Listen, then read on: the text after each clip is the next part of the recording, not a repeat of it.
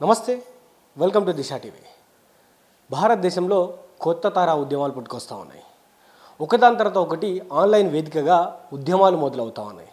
ఒక వ్యక్తి ఏదైనా మాట్లాడాలంటే భయపడాల్సిన సిచ్యువేషన్ వచ్చేసింది.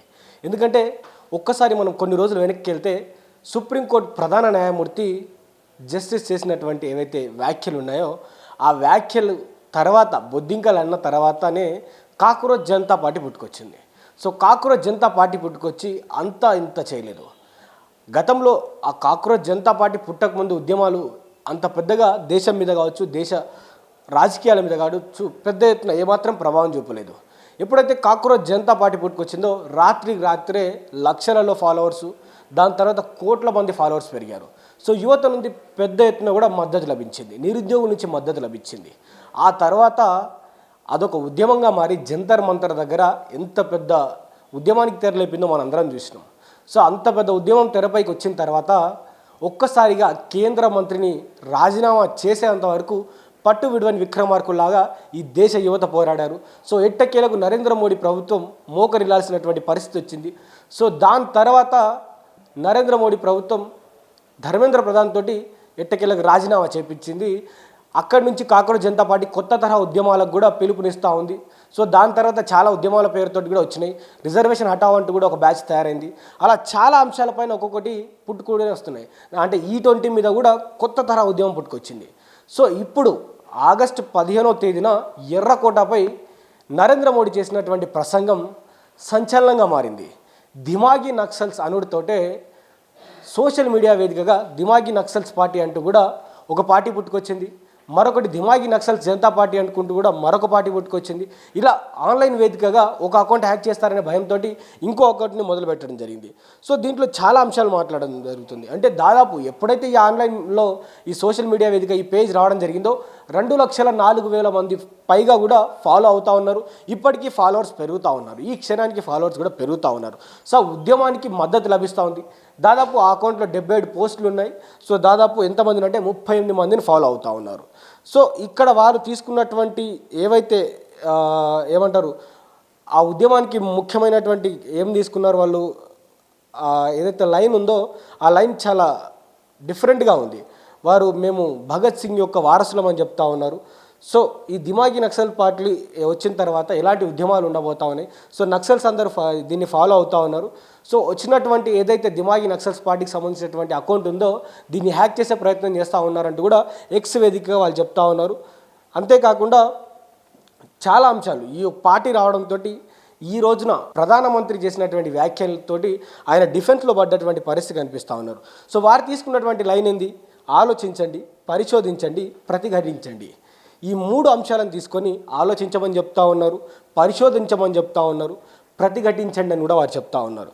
సో ఈ కొత్త తరహా ఉద్యమాలు అంటే దేశంలో ఒక మాట అనడంపై, ఎందుకంటే ఎవరైతే ప్రశ్నిస్తూ ఉన్నారో ప్రశ్నించే వారందరినీ నక్సల్స్ అంటూ ఉన్నారు, అర్బన్ నక్సల్స్ అంటూ ఉన్నారు. సో నక్సల్ సానుభూతి పరులైనా కావచ్చు, లేకపోతే ఎర్రజెండా సానుభూతి పరులైనా కావచ్చు, ఎవరు మాట్లాడినా కూడా మీరంతా కూడా అర్బన్ నక్సలైట్స్, ఈ దేశ ద్రోహులు, మీరు ఉగ్రవాదులు అంటూ కూడా ఈ బీజేపీ ప్రభుత్వానికి ఇదొక అలవాటుగా మారిపోయింది.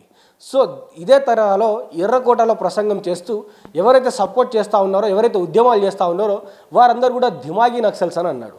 हिंसा अराजकता के वो रास्ते खोज रहे हैं, समाज को गलत राह पर घसीटने के लिए भांति भांति के दांव कर रहे हैं.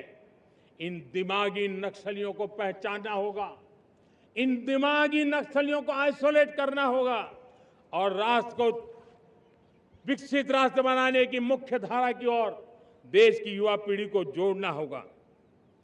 मेरे प्यारे देशवासियों, सुरक्षित भारत बनाना हम सबका दायित्व है. ఎందుకన్నాడు? ఏ మీనింగ్తో అన్నాడు అంటే దాదాపు దీంట్లో ఒక్క ఆ నక్సల్ పార్టీకి సంబంధించినటువంటి వాళ్ళే కాదు, ప్రశ్నిస్తున్నటువంటి జర్నలిస్టులు కావచ్చు, లేకపోతే మిగతా మేధావులు కావచ్చు, సానుభూతి పరులు కావచ్చు, ఈ మావోయిస్ట్ భావజాలానికి సానుభూతి పరులు ఉండొచ్చు, లేకపోతే వారిని ప్రేమించే వారు ఉండొచ్చు. సో విప్లవం అనేది వర్ధిల్లాలి. విప్లవం అంటే కేవలం మావోయిస్టులైనా, ఎర్రజెండైనా, విప్లవం అంటే ఉద్యమం. సో ఈ ఉద్యమం వర్ధిల్లాలని చెప్పేటువంటి వాళ్ళని కూడా మీరు దిమాగి నక్సల్స్ అని ఎట్లా అంటారు? సో ఇట్లా అనడం వల్ల దేశంలో కొత్త తరహా ఉద్యమాలు పుట్టుకొస్తూ ఉన్నాయి, ఒకదాని తర్వాత ఒకటి. ఇప్పుడు కాక్రోచ్ జనతా పార్టీ కొత్తగా తీసుకున్నటువంటి ఉద్యమం ఏంది? బడులు అంటే బడులలో ఉండాల్సినటువంటి ప్రాథమికంగా ఉండాల్సినటువంటి హక్కులేంది, బడులు ఏ విధంగా ఉండాలి, ఈ దేశంలో ఉన్నటువంటి మహారాష్ట్ర నుంచి మొదలైనటువంటి ఆ ఉద్యమం దేశం మొత్తం పాకుతూ ఉంది. దేశంలో ఉన్నటువంటి ప్రభుత్వ బడులు ఏ విధంగా ఉండాలని ఒక కొత్త తరహా ఉద్యమానికి వాళ్ళు మేము రాజకీయంగా రాము, మేము ఒక ప్రెజర్ గ్రూప్గానే ఉంటామంటూ కూడా వారు ప్రకటించడం జరిగింది. సో దాని తర్వాత రిజర్వేషన్ హటావ్ అనే ఒక ఉద్యమం వచ్చింది. దాని తర్వాత E20 అనే ఒక ఉద్యమం వచ్చింది. ఇప్పుడు కొత్తగా దిమాగి నక్సల్స్ అంటూ కూడా ఒక పేజ్ క్రియేట్ అయింది. ఆ పేజ్కి లక్షలలో ఫాలోవర్స్ పెరుగుతూ ఉన్నారు. సో నరేంద్ర మోడీ కావచ్చు, బీజేపీ ప్రభుత్వం కావచ్చు, బీజేపీ నాయకులు కావచ్చు, ఏ మాట మాట్లాడాలన్నా ఏమనాలన్నా కూడా ఈ దేశంలో ఉన్నటువంటి యువతను కావచ్చు, ప్రశ్నించేటువంటి వారిని కావచ్చు, మిగతా జర్నలిస్టులు కావచ్చు, ఎవరైతే ఉన్నారో వీరందరినీ ఒక మాట అనాలంటే కూడా డిఫెన్స్లో పడ్డటువంటి పరిస్థితి కనిపిస్తూ ఉంది. ఒక మాట అనేయవచ్చు, ఎవరైతే నక్సల్స్ కావచ్చు, నక్సల్స్ సంబంధించినటువంటి భావాజాలం ఉన్నటువంటి వ్యక్తులను, వారి సానుభూతి పరులను ఇష్టానుసారంగా ఒక మాట అనేయవచ్చు, దిమాగి నక్సల్స్ అని. घसीटने के लिए भांति भांति के दांव कर रहे हैं। इन दिमागी नक्सलियों को पहचानना होगा, इन दिमागी नक्सलियों को आइसोलेट करना होगा और राष्ट्र को विकसित राष्ट्र बनाने की मुख्य धारा की ओर देश की युवा पीढ़ी को जोड़ना होगा। కానీ ఆ మాట యొక్క ప్రభావం ఎంత ఉంటుంది?